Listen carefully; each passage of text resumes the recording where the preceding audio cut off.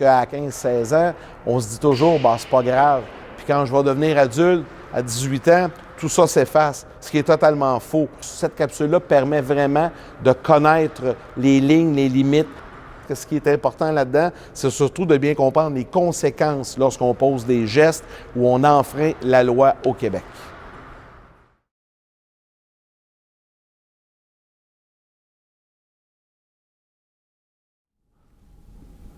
Aujourd'hui, on va voir ensemble qu'il peut y avoir de sérieuses conséquences à certains comportements. Aux yeux de la loi, si tu commets une infraction au code criminel, c'est à partir de l'âge de 12 ans que tu es responsable de tes actes. Au Canada, pour les 12 à 17 ans, il y a également la loi sur le système de justice pénale pour adolescents, la LSJPA, qui s'applique. La LSJPA comporte une déclaration générale avec différents principes, dont celui visant la protection du public, tout en encourageant la réadaptation et la réinsertion sociale des adolescents contrevenants. Lorsque ceux-ci commettent une infraction sans violence, la LSJPA encourage les policiers à recourir aux mesures extrajudiciaires le plus souvent possible. Cette option évite aux adolescents de devoir comparaître au tribunal de la jeunesse et de faire face à des poursuites judiciaires. Prenons le cas d'un vol à l'étalage, par exemple.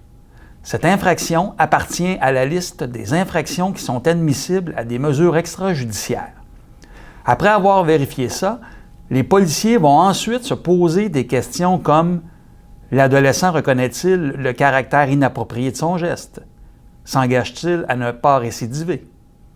Quelle est l'attitude de l'adolescent? Quel est son âge? Et quelle est sa situation familiale? Quelle est l'opinion de la personne victime? Est-ce qu'il y a des antécédents ainsi que des mesures ou des interventions antérieures? L'adolescent a-t-il déjà réparé ses torts? Est-il membre d'un groupe commettant des infractions ou y est-il associé? Quelles sont les circonstances du délit? Y avait-il de l'organisation, de la planification? Ainsi, suite à une infraction commise par un adolescent, lors de leur intervention policière, les policiers peuvent exercer leur pouvoir discrétionnaire et opter pour l'une des 3 mesures extrajudiciaires adaptées à la situation.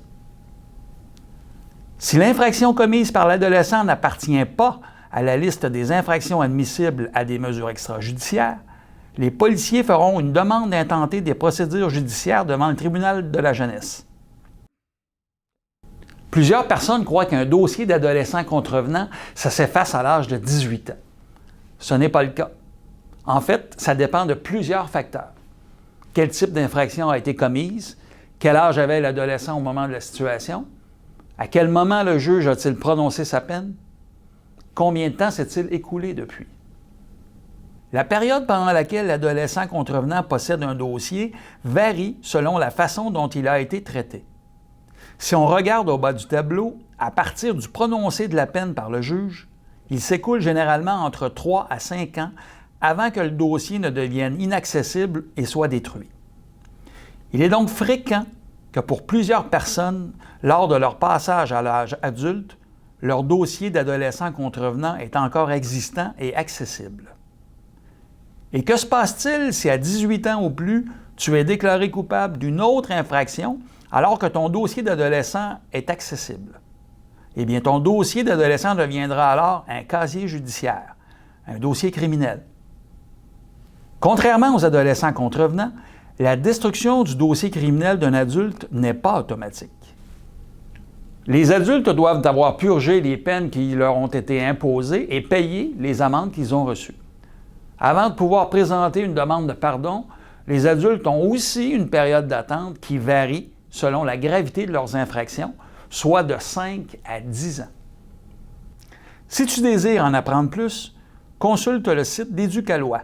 C'est très bien expliqué.